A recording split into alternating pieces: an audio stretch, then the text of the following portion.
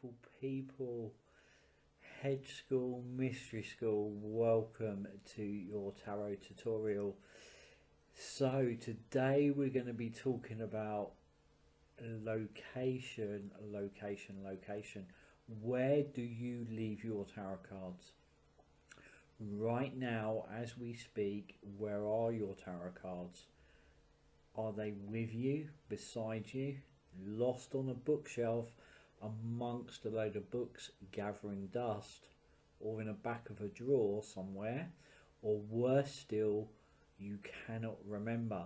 Quite often when I talk to people and I'm in a consultation and I'm aware of their spirit guides, they come through, they often then say, you got to reach for your cards.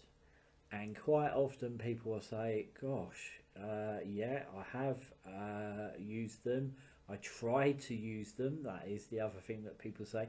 I've tried to use them. Used to.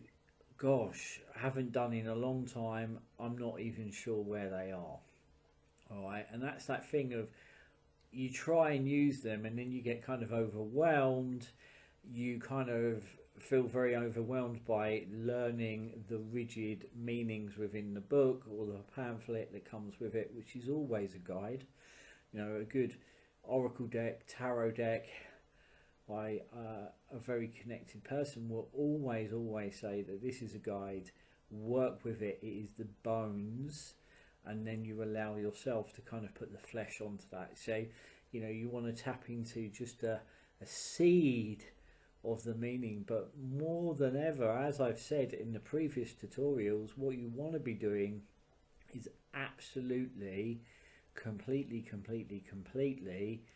really feeling into what the card is saying to you, what the card is really kind of trying to ignite and unravel for you in that moment as you consult and read them, especially if you're reading them for someone else, which is always going to be fluid from one person to the next.